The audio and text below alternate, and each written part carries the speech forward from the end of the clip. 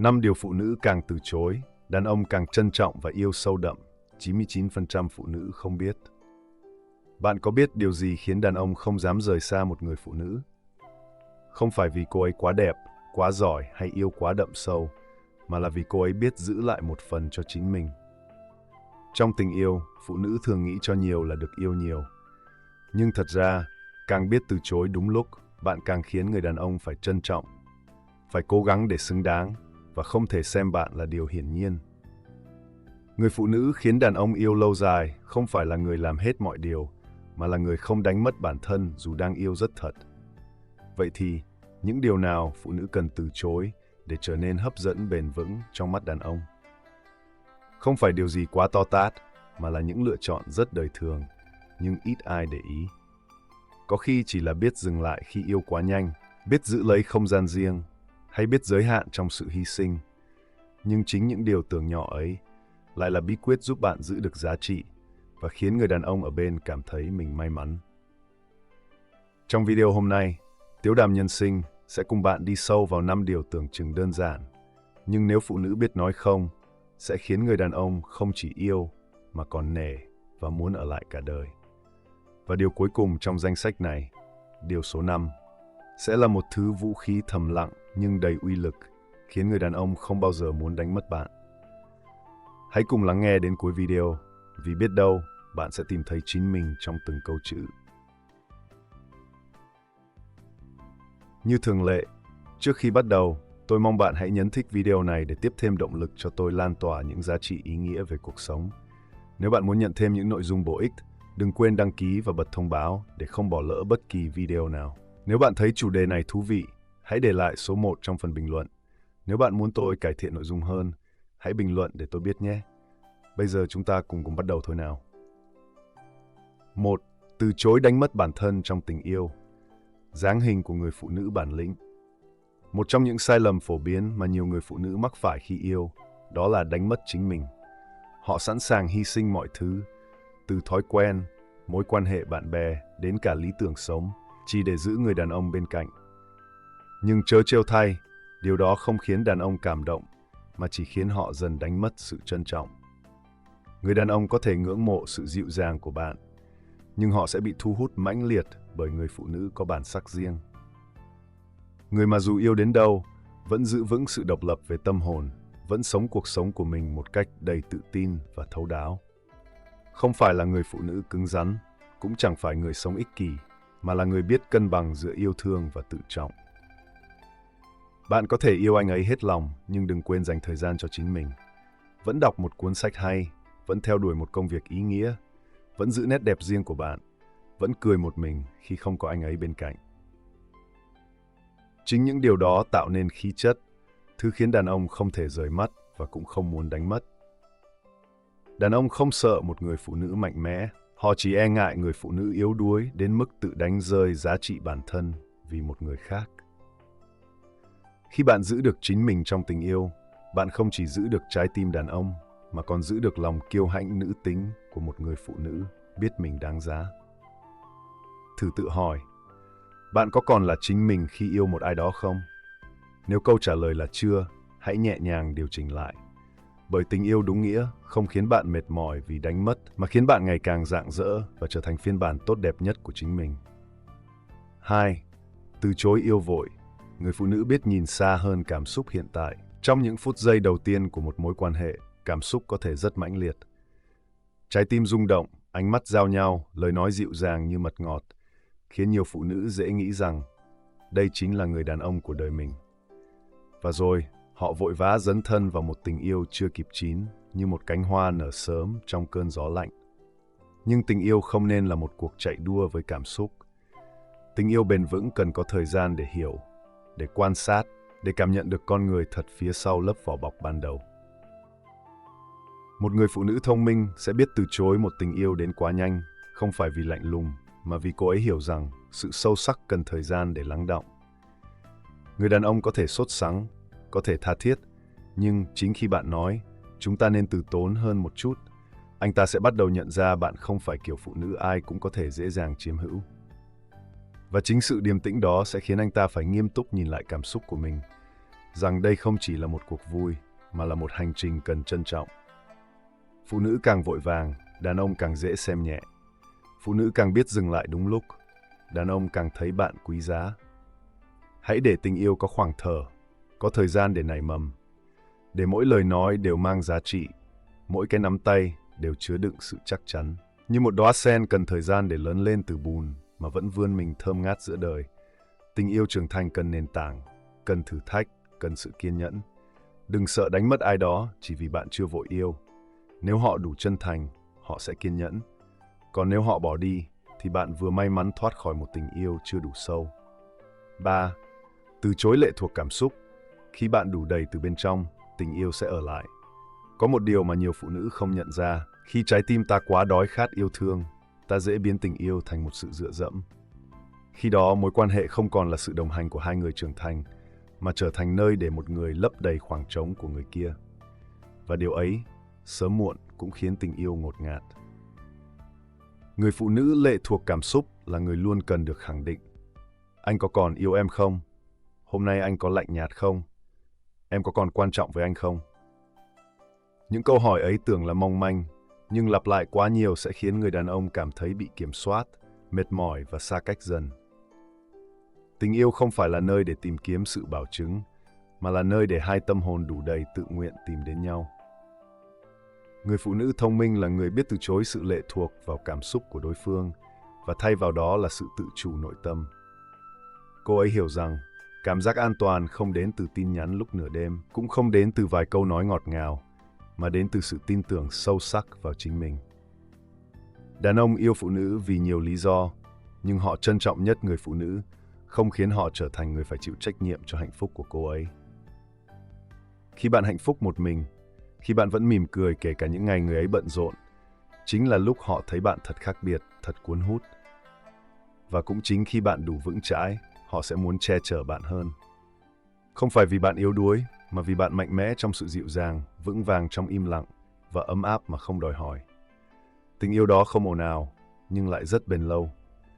Bạn có thể cần một ai đó để cùng sẻ chia, nhưng đừng bao giờ nghĩ rằng bạn không thể sống thiếu họ.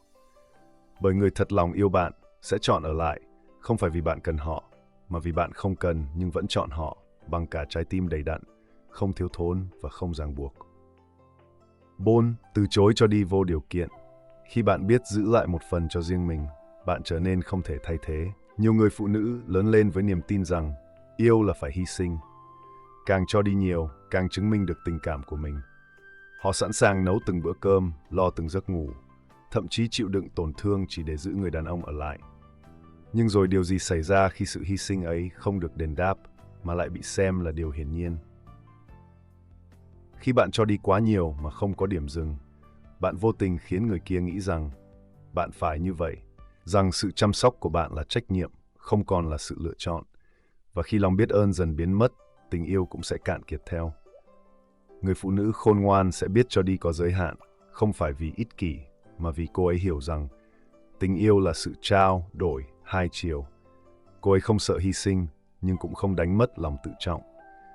Cô ấy biết giữ lại một phần yêu thương cho chính mình, để không bị rút cạn, để vẫn có thể mỉm cười dù một ngày ai đó quay lưng.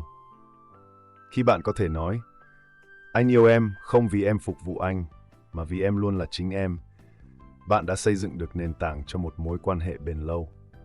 Đàn ông sẽ không bao giờ trân trọng một người phụ nữ cho đi không ngừng nghỉ, nhưng sẽ nâng niu một người khiến họ luôn phải cố gắng để xứng đáng với tình yêu mà cô ấy trao. Cho đi đúng lúc, đúng người và có giới hạn. Đó là cách bạn khiến bản thân trở nên quý giá. Một người phụ nữ biết yêu bằng cả trái tim nhưng không đánh mất lý trí, luôn khiến đàn ông cảm thấy mình đang bên cạnh một viên ngọc quý, không dễ tìm, không dễ giữ và tuyệt đối không thể thay thế. Hãy nhớ, người đáng được yêu là người biết tự yêu mình. Và người đàn ông thật sự yêu bạn sẽ không bao giờ để bạn phải hy sinh quá mức. Anh ấy sẽ chọn yêu bạn bằng cả sự trân trọng, bởi bạn đã dạy anh rằng yêu là cùng nâng đỡ, không phải để một người gánh cả cuộc tình. 5. Từ chối sống thiếu chiều sâu, khi vẻ đẹp tâm hồn trở thành lực hấp dẫn mạnh nhất. Thế giới hôm nay ca ngợi nhan sắc, tôn vinh vẻ ngoài, khiến nhiều phụ nữ nghĩ rằng chỉ cần đẹp là đủ để giữ chân một người đàn ông. Nhưng người phụ nữ bản lĩnh sẽ hiểu, nhan sắc có thể khiến người ta ngoái nhìn, nhưng chỉ chiều sâu nội tâm mới khiến một người đàn ông ở lại suốt đời. Có những người phụ nữ không quá nổi bật về hình thức, nhưng ở họ luôn toát lên một nét cuốn hút kỳ lạ. Đó là ánh mắt biết lắng nghe, là cách nói chuyện đầy hiểu biết, là nụ cười không chói lóa nhưng ấm áp đến tận tim người đối diện. Họ là người phụ nữ có khí chất, thứ không thể tô vẽ bằng son phấn mà chỉ có thể xây dựng bằng tri thức, trải nghiệm và sự tinh tế trong tâm hồn. Người đàn ông trưởng thành sẽ không yêu bạn chỉ vì bạn đẹp, mà vì ở cạnh bạn họ thấy mình tốt hơn. Họ học được cách điềm tĩnh hơn, biết lắng nghe hơn, sống tử tế hơn. Và đó là kết quả của sự ảnh hưởng nhẹ nhàng nhưng bền bỉ từ người phụ nữ có nội tâm phong phú. Phụ nữ Việt Nam xưa nay vẫn nổi tiếng với vẻ đẹp nền nã, đằm thắm. Nhưng cái đẹp đáng quý nhất vẫn là cái đẹp của lòng vị tha, của sự tĩnh lặng, biết điều, của cái nhìn sâu sắc, biết thấu hiểu. Khi bạn từ chối sống hời hợt, bạn không chỉ làm phong phú chính mình, mà còn khiến tình yêu trở thành một hành trình đáng quý hơn bao giờ hết. Hãy đọc một quyển sách hay, giữ một tâm hồn hướng thiện, biết nói những lời dịu dàng và biết khi nào nên im lặng. Bởi sự tĩnh tại là thứ khiến người đàn ông trưởng thành cảm thấy bình yên. Trong cuộc sống đầy xô bồ, người phụ nữ có nội tâm đẹp chính là nơi đàn ông muốn quay về. Đừng cố trở thành người phụ nữ hoàn hảo trong mắt thiên hạ. Hãy trở thành một người phụ nữ khiến đàn ông cảm thấy bình yên nhất khi ở bên và không thể tìm được cảm giác đó ở bất kỳ ai khác. Tình yêu không chỉ là cảm xúc nhất thời, mà là sự lựa chọn lâu dài. Và một người phụ nữ được yêu sâu đậm không phải là người làm mọi điều để giữ lấy ai đó, mà là người biết giữ lấy chính mình trong từng điều nhỏ nhất. Từ chối không có nghĩa là khước từ tình yêu, mà là biết đặt giới hạn cho sự tôn trọng. Từ chối bước vào mối quan hệ quá vội vã là bảo vệ trái tim. Từ chối đánh mất bản thân là giữ gìn khí chất. Từ chối lệ thuộc là khẳng định giá trị nội tâm. Từ chối cho đi vô điều kiện là giữ lại lòng tự trọng. Và từ chối sống hời hợt là vun bồi cho một tâm hồn khiến ai bên cạnh cũng muốn được lắng lại.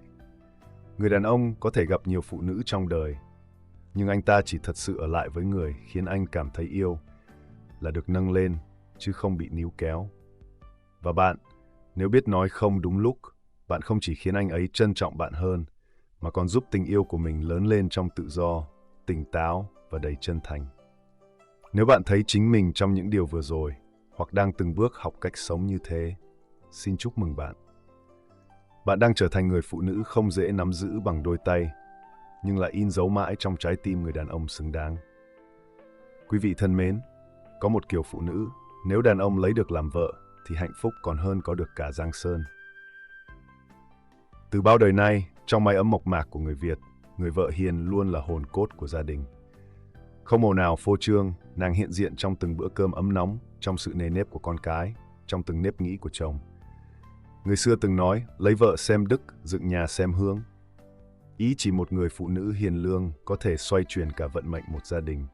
Không phải quyền lực, cũng chẳng cần sắc nước hương trời, mà chính là đức hạnh, sự dịu dàng và lòng bao dung nơi người phụ nữ mới là thứ khiến người đàn ông cảm thấy trọn vẹn. Người đàn ông có thể gánh vác cả thiên hạ, nhưng nếu sau lưng không có một người vợ hiểu chuyện, biết vun vén, thì sớm muộn gì đôi vai cũng mỏi mệt. Bởi vậy mới nói, có được người vợ dịu dàng, hiền hậu thì chẳng khác nào có được báu vật trời ban. Mái nhà ấy sẽ là nơi người đàn ông luôn muốn trở về, nơi có tình yêu được nuôi dưỡng bằng sự kiên nhẫn, thấu hiểu và lòng trung hậu. Người vợ như thế không chỉ là hậu phương vững chắc, mà còn là phúc khí lớn lao, giúp người chồng vững tâm dựng nghiệp, con cái trưởng thành, gia đình thịnh vượng dài lâu. Phụ nữ như nước, dịu dàng mà vững chãi, lặng lẽ mà phi thường. Từ ngàn xưa, người ta vẫn dùng hình tượng của nước để ví với người phụ nữ. Không phải ngẫu nhiên, mà bởi nước mang trong mình tất cả những gì đẹp đẽ nhất và mạnh mẽ nhất. Nước mềm mại, nhẹ nhàng, trong lành, nhưng cũng chính là thứ có thể bào mòn đá cứng, có thể vượt suối, chảy xuyên vách núi, thấm sâu vào lòng đất, nuôi dưỡng từng mầm xanh sự sống. Phụ nữ dịu dàng cũng như thế, bên ngoài tưởng như yếu mềm, nhưng bên trong lại chất chứa một sức mạnh âm thầm mà bền bỉ. Dịu dàng không phải là cam chịu, càng không phải yếu đuối. Đó là bản lĩnh của người biết lùi một bước để giữ trọn hòa khí, biết im lặng đúng lúc để giữ yên cửa nhà. Sức mạnh của người phụ nữ không nằm ở giọng nói lớn hay đôi vai gánh gồng, mà ở trái tim biết bao dung, ở ánh mắt biết lắng nghe và ở lòng hy sinh không đòi đáp đền. Người xưa nói, nước ở nơi thấp mà nuôi sống vạn vật. Cũng như người phụ nữ, không đòi ngồi ở nơi cao sang, chỉ âm thầm giữ lửa nơi căn bếp, nhưng lại là trụ cột vô hình cho cả gia đình. Nàng chính là người giữ nhịp cho mái nhà, nơi chồng được tiếp thêm sinh lực, con cái lớn lên trong nền nếp, và ông bà được an vui tuổi già. Một người vợ đức hạnh có thể không rực rỡ như hoa nở rộ, nhưng lại như gốc rễ bền bỉ của cây cổ thụ, âm thầm truyền dưỡng, giữ vững cội nguồn. Và khi đức hạnh ấy được gieo sâu, nó sẽ lan truyền đến thế hệ sau. Vợ hiền sẽ có dâu hiếu, mẹ hiền sẽ có con thảo, và gia tộc ấy sẽ vững như thành đồng lũy sắt. Nhu mì không phải là yếu đuối, mà là trí huệ mềm mại của người phụ nữ có tâm. Người phụ nữ thông tuệ cần hiểu rằng, nhu mì không phải là biểu hiện của sự cam chịu hay yếu lòng. Ngược lại, nhu là một dạng trí huệ, là sự điềm đạm vượt trên tranh đấu, là sự lựa chọn lùi lại một bước để gìn giữ yên ấm lâu dài. Trong đời sống vợ chồng, không phải lúc nào cũng cần phân rõ thắng, thua, đúng, sai. Có những lúc, chỉ một câu nói nhẹ nhàng, một ánh mắt hiểu chuyện đã đủ để giải quyết một khúc mắc, hóa giải một mâu thuẫn. Cái gọi là lùi một bước, trời cao biển rộng, không phải là để chịu thiệt, mà là để vun đắp. Người vợ biết điều không cần phải lớn tiếng, nhưng lại khiến người chồng nể trọng. Không cần phải dành phần hơn, nhưng lại khiến chồng một lòng một dạ. Chính từ sự khéo léo ấy, tình cảm gia đình mới bền lâu, hạnh phúc mới có thể đơm hoa kết trái. Gia đình không cần phải phô trương bằng vật chất hào nhoáng. Chỉ cần một bữa cơm đầy đủ thành viên, một không khí ấm cúng, một sự quan tâm nhỏ cũng đã là tài sản vô giá. Và người giữ ngọn lửa ấy, không ai khác chính là người phụ nữ.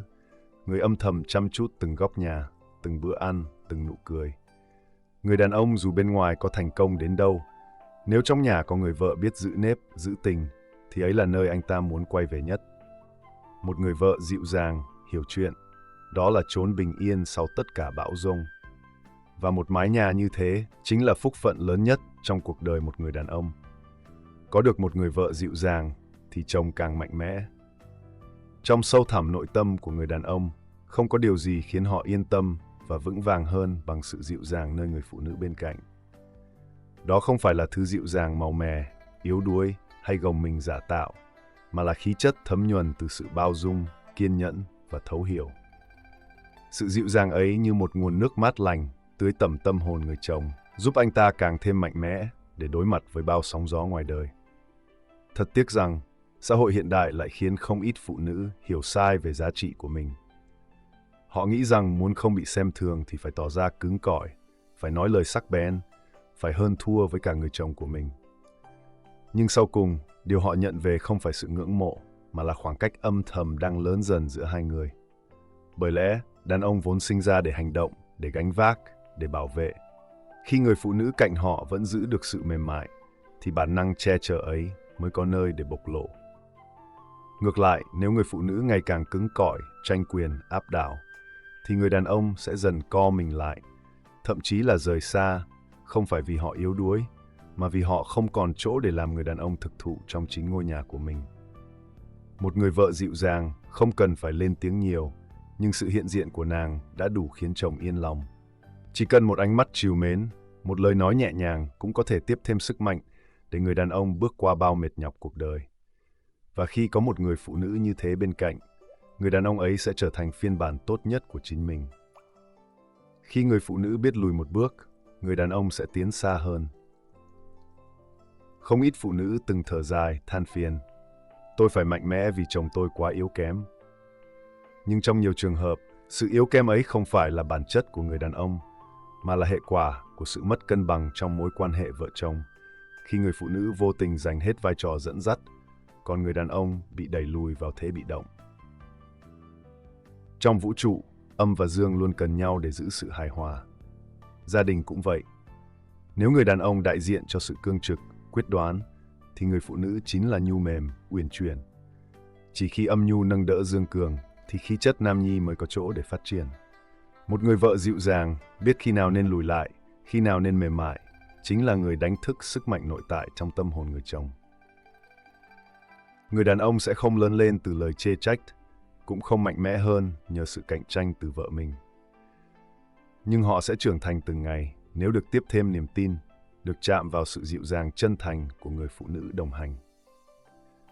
Gia đình không phải chiến trường phân cao thấp, mà là vùng đất chung nơi hai người cùng vun đắp.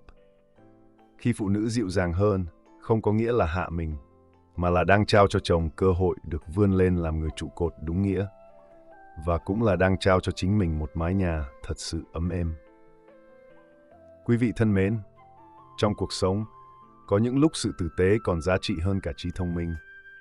Nếu thông minh là một món quà trời ban, thì tử tế lại là một lựa chọn mà mỗi người có thể tự quyết định.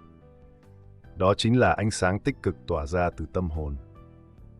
Tiếu Đàm Nhân Sinh mong rằng tất cả chúng ta đều hướng về những điều tốt đẹp, luôn giữ vững lòng nhân ái và đối xử chân thành với những người xung quanh. Đến đây, chương trình xin phép khép lại. Kính chúc quý vị cùng gia đình luôn bình an và hạnh phúc. Hy vọng rằng những chia sẻ hôm nay đã mang đến cho quý vị những góc nhìn hữu ích và đáng suy ngẫm. Nếu quý vị thấy video này ý nghĩa, đừng quên nhấn like và đăng ký kênh để tiếp tục đồng hành cùng Tiếu Đàm Nhân Sinh. Xin chào và hẹn gặp lại quý vị trong những video tiếp theo.